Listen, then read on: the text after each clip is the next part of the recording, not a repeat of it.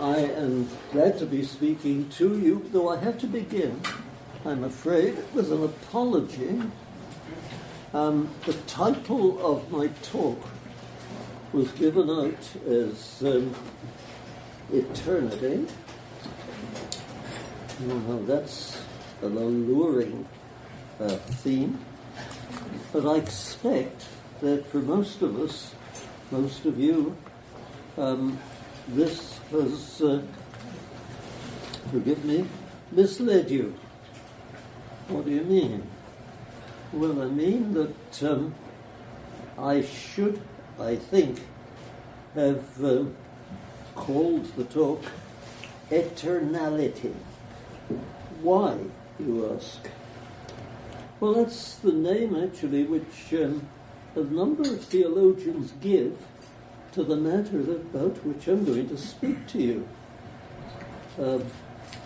Namely, the eternality of God, which is often referred to by theologians as his eternity. Two words are treated as synonyms. And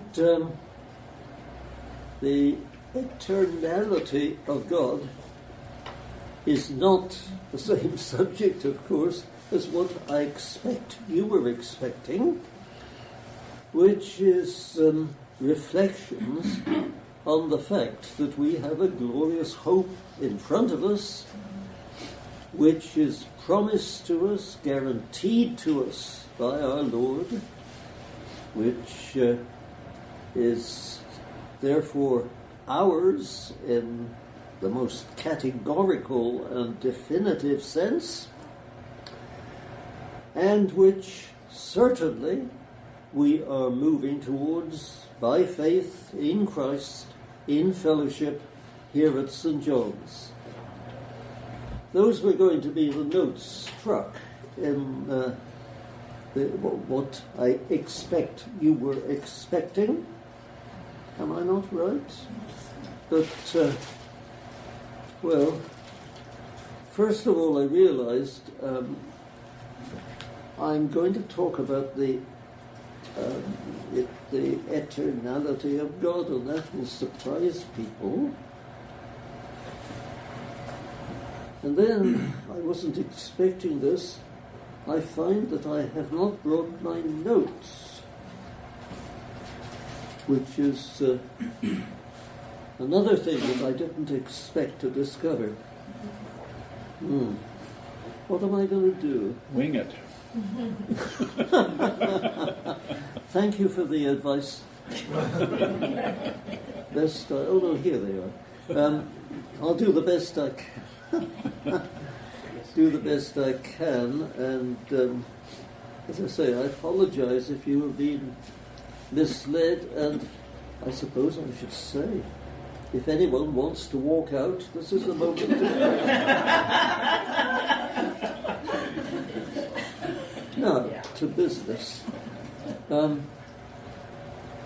The eternality of God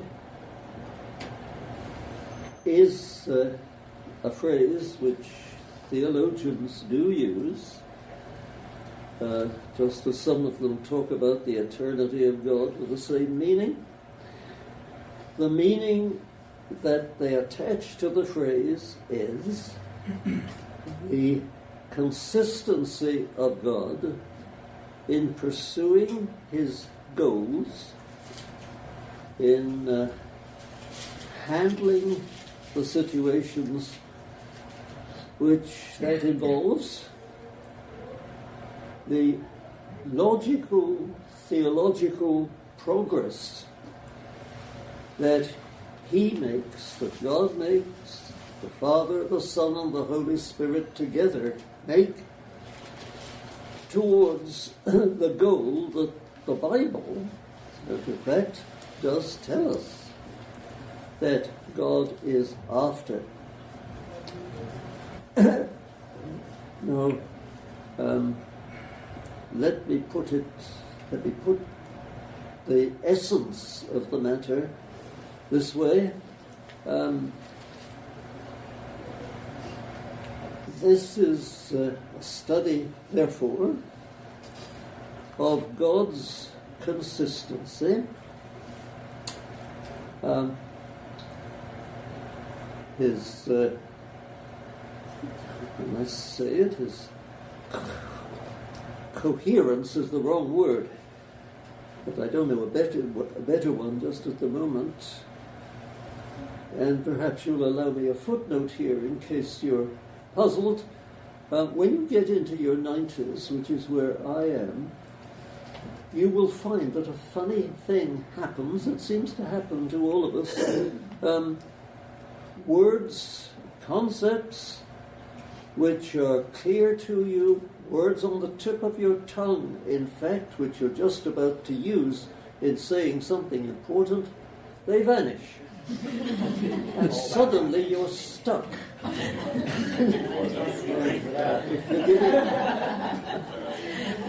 If you're giving a talk, this can be embarrassing unless you can get your friends to laugh it off as you've just done. Well, all right. What do I think then that I'm going to do? As I said, I found the notes after all.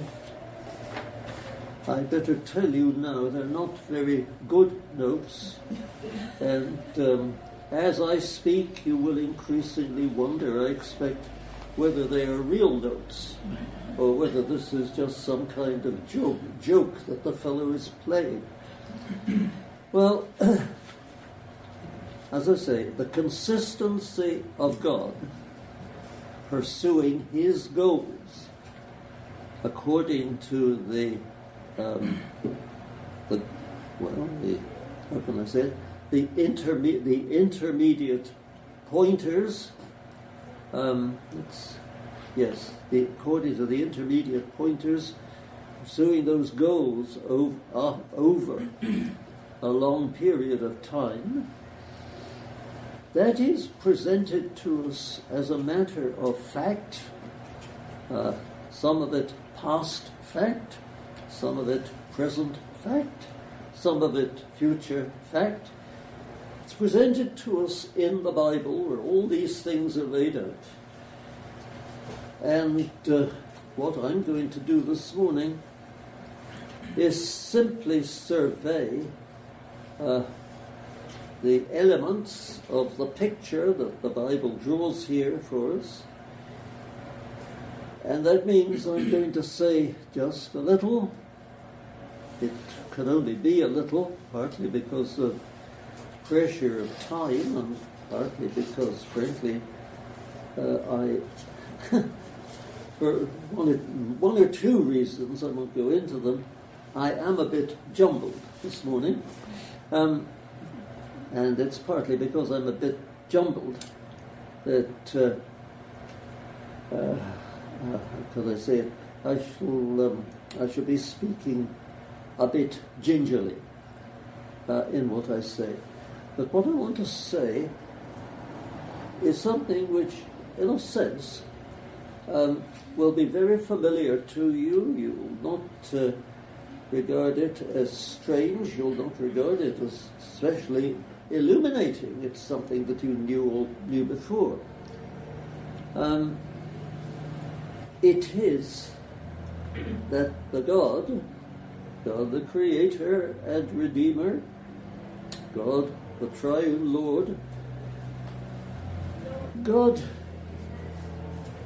is the God who is here. We're never out of his presence, never out of his sight, never out of his mind. And each of us can count on his permanent pastoral care. And when I say he, I'm thinking, let me say explicitly, of the Father, the Son, and the Spirit acting in union with each other as they do. And I am not thinking in the tritheistic terms in which I'm afraid a lot of people in the churches do think. simply because they've never been instructed as to how the Bible shows the Trinity working. So that's going to be our starting point. The God who is here and is everywhere that we are, so that we are always in his presence. Then I want to say something about the God who was, spoken of in this book titled by the late Francis Schaeffer as the God who is there. And this phrase, the God who is there, was offered by Schaeffer as a control for thinking about the world as we live in it, as we know it, as we think about it and talk about it. God is always there as, shall I say, the fundamental ingredient in the reality that we are trying to focus. And that is important in a materialistic age like ours, in which those who are not believers and not in the churches are constantly trying to shift the ultimate focus of our knowledge of the cosmos, such as it is, away from anything theistic into a materialistic frame in which ultimately it is possible and even necessary to say, well, so you see, it doesn't make sense in the end after all. And I pause for a moment to give you a chance to shout disagreement at that way of characterizing Vancouver in this day and age. And I don't hear a word of dissent. And I don't think that however long I sat here waiting, I should hear a word of dissent. I think that we as realists, we know very well that that's what we are surrounded by and up against. And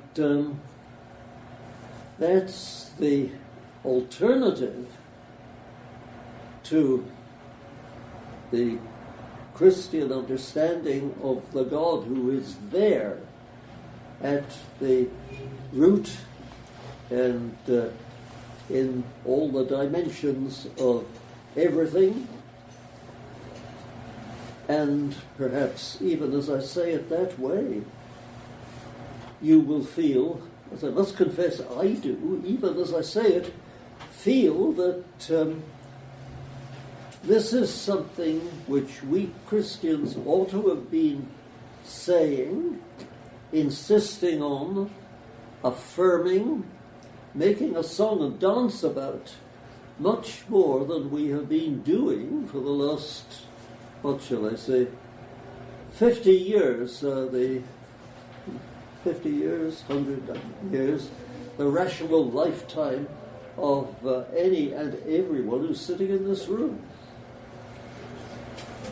We, as the Lord's people, have been relatively passive, and the materialists, atheists, the pluggers of alternative views of reality have been extremely active and called a great deal of attention to themselves, so that people generally have lacked the incentive to focus, as folk further back in our history did focus, on God's revelation, Scripture, and the wonderful way in which it all fits together.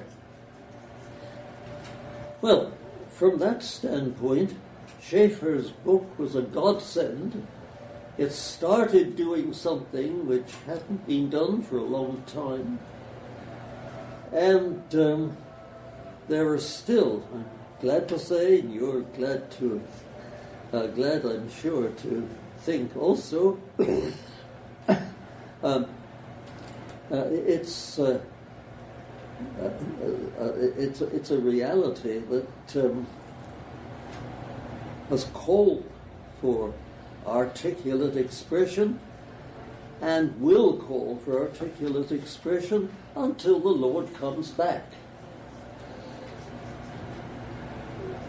You see how I'm talking about the Christian witness in the world. I know that it's wonderfully performed at, shall I say, youth and social levels in which people who know the Lord, and you know what I mean by that phrase, seek to share that precious knowledge.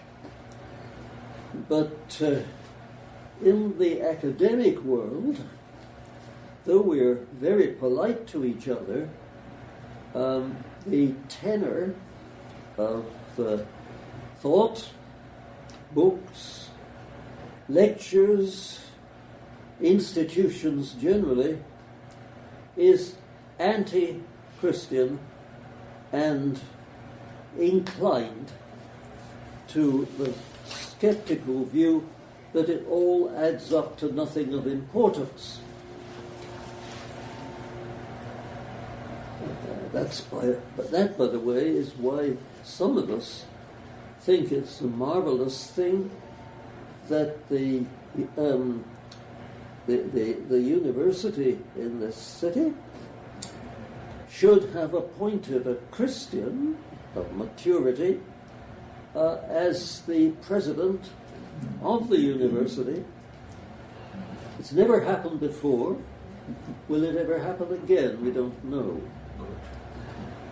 But in face of all of this, the God who is there is the second string or theme that I want to pursue as we think of the consistency of God in working out his purposes. And that isn't, of course, the end of the story. Thirdly, I want us to think a little, that's all we got time for, about the prospects for the country, for the cosmos, for the community that we can foresee. And remember that God permeates all of that, even though most of it occurs with backs turned to him, so that the people doing it, they don't think about him, they don't think about the things that they've been told that God is concerned about. They write off God, and they write off the God-centered understanding of what's going on around them.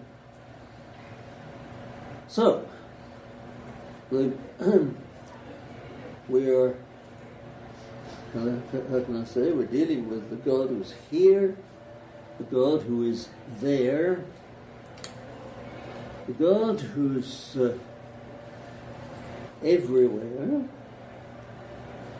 and the God who is always, the God whom you can never dismiss as an unreality in this sphere of life, study, or that aspect of work and planning and so forth.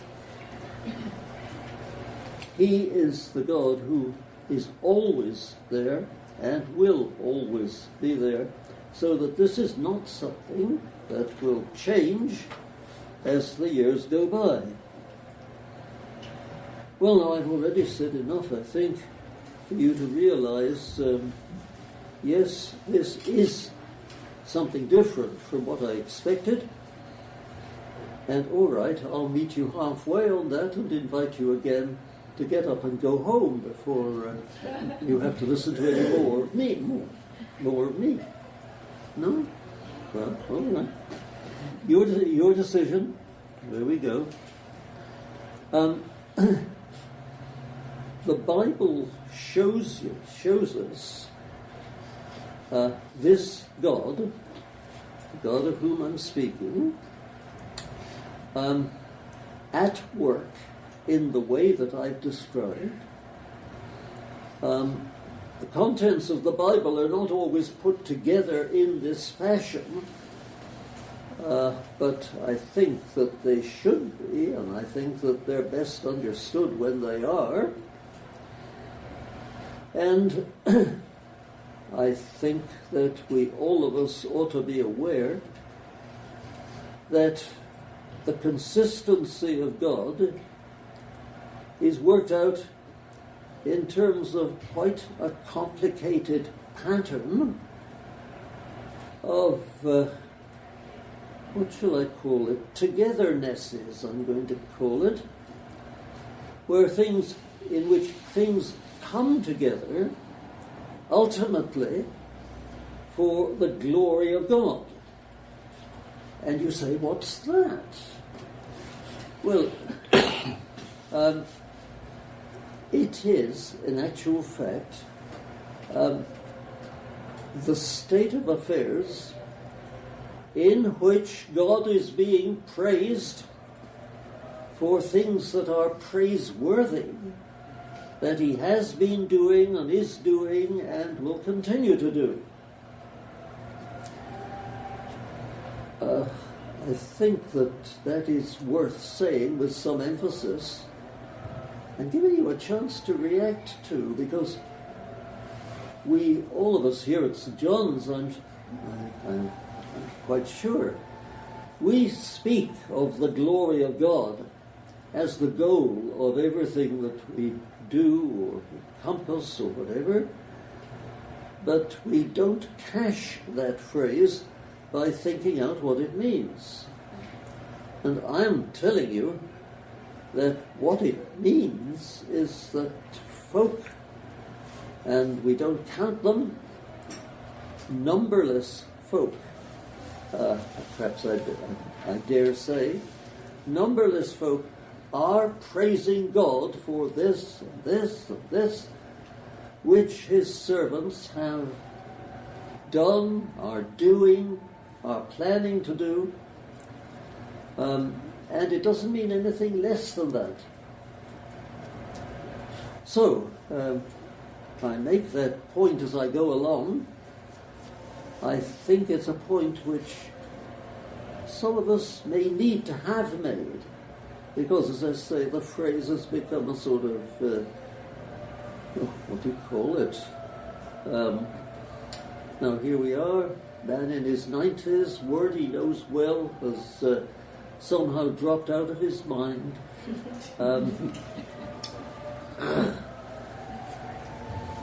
Well, all right. Give up that phraseology and say it in a different way. Yes, there's always a way out, hacker, if you think. Think. Yes, and get everybody else to think as well, if you can do that. Well, I'm trying. This is the overall picture of God at work in this world that he made and sustains, and in which specific plans and purposes get worked out according to his will. I think I am going to stop there in monologue and invite you to carry on from where I've got to by dialogue. I would like to know whether I've convinced you so far, and I would like to know whether you see what comes next. That is, what we as the body of Christ here on earth should be doing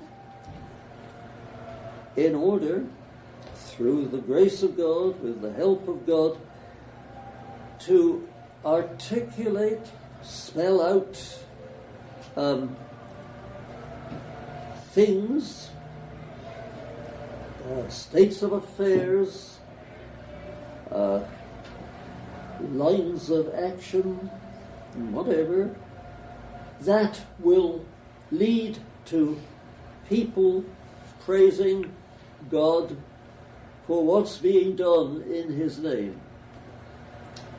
Yes, 5 minutes ago I was speaking to that point, and I'm speaking to it again now, passing it over to you and inviting you to pick up and run with it, starting in the situation that I've sketched out, where we Christians are in the habit of thinking, will we glorify God most and best by not making a nuisance of ourselves, not challenging what's going on around us,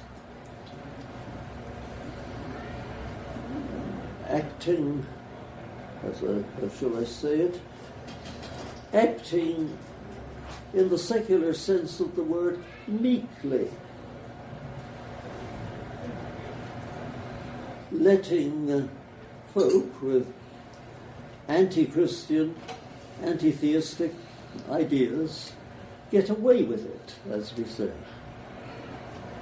What better can we do than we actually are doing to make Christ known, to establish the whole Christian way of looking at life, looking at the world, looking at the future, and thinking about the hope that God, who is in charge of it all, God who is here, God who is there, God who is ever present, is Himself doing and going to do. And now at last, I do shut up and say, please carry on the thinking from the point I've reached. What can we best do and get others to do for the glory of God in these days?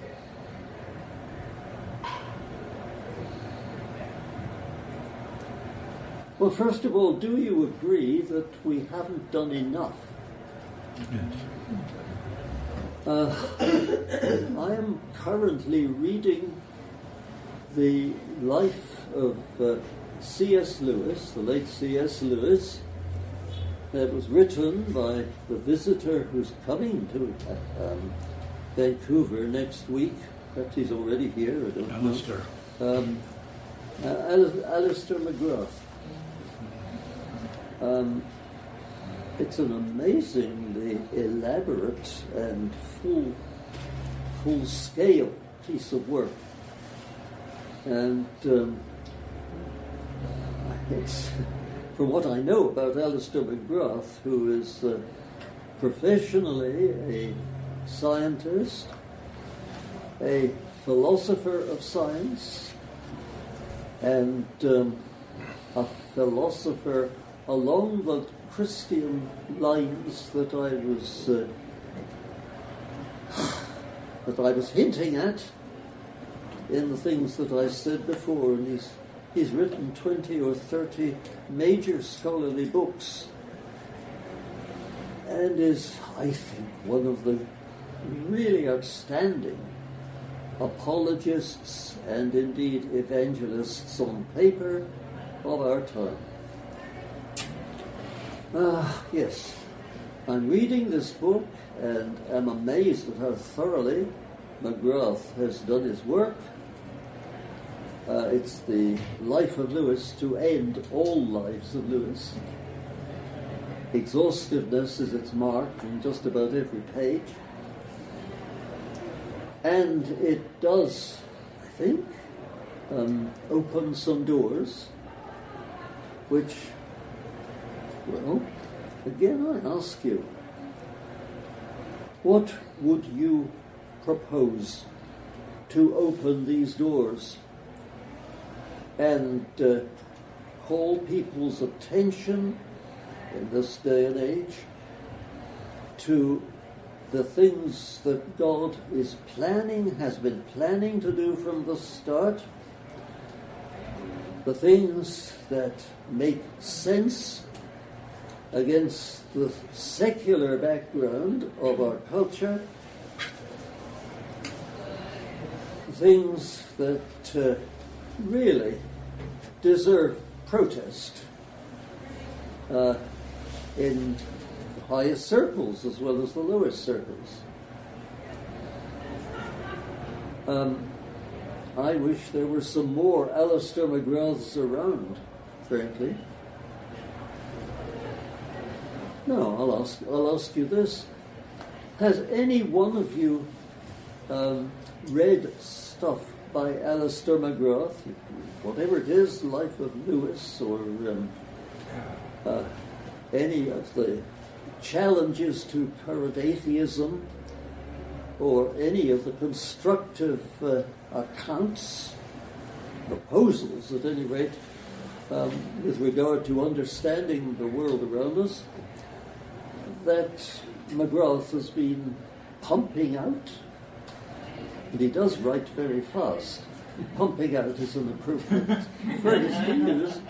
That has been pumping out for this last, well, actually, it's 40 years. Yes, it is. 40 years. And it's 20 or 30 serious scholarly books. Well, I ask, anybody read any McGrath and enthused about it? I have seen some of his YouTube talk presentation on YouTube, not his books. But he has given 2 talks in Regent College, I think Tuesday night and Wednesday night. One is on science and religion. The other one is, I forgot, on commenting on C.S. Lewis and Richard Dawkins. Free lecture, I think 7:30. Well, if you're not able to attend, they're going to be live streaming them too. So you can go online and then you can go on, they'll be on YouTube as well for a little while. So you can see them online if you're not able to be there in person. Yeah, September 18th is Science and Faith, Conflicting or Enriching. And September 19th is God, Science, and the Meaning of Life, C.S. Lewis and Richard Dawkins, both at 7:30 at Regent. Mm-hmm. Those free lectures at Regent at night are good. Well, thank you for telling us that. How will that be streamed? How will Yeah, just go onto the Regent College website and maybe events, and it's posted there. And there should be a link or something you can log on to it there. Yeah. Yeah, there's a, if you click, I'm on the website now, and it actually has a little thing at the bottom that says live stream starts in 2 days, 9 hours, 43 minutes, and 30 seconds. So 28 seconds. So I think there will be a link. Well, That's good. so I'm delighted to find that McGrath has his, shall I say, his supporters. I think we have a couple of questions here. Oh. Is there one? I was sort of wanting to just make a point is for each person to know their strengths and their weaknesses, because God can use both. And if you ask God to do that, know what you are good at. There may be some things that really bug you as a Christian, and you need to either speak out or do something, or pray about it, but really get that into your mind to do something about something that God reveals to you to do. Because actually it might not seem very big, but it will be a chunk in what God's doing in the world. And I think that's what God does. He uses little people as well as people you might think of as big. And just be guided by God. Know what He wants. Read the Bible and really move forward. Yeah. And another, thank you. Yes. Dr. Packer, I actually had a question about eternality. Yes. You had said before that God was everywhere, and I think everyone accepts that temporally God is, always has been, always was, always is, and always will be. The vertical plane, but the horizontal plane of, say, spatial omnipresence, is that something you also hold? Well, I think that when we start thinking along this line, we've got to remember that what we're talking about is not God omnipresent in a system which is greater than He is. Yeah. A system, in other words, which is a repository for God. It's the other way round. God is the repository for the whole of this cosmos as we know it. Mm-hmm. Did I say the whole of it? Mm-hmm. This expanding universe which no one can keep track of? Universe which gets larger even as one tries to say how large it appears at the moment? Well, I think so. But God, how can I say? God, now I'm going to use a word which I'm perhaps misusing. I'm going to say embodies. It isn't anything like any form of embodiment known to us that I'm talking about.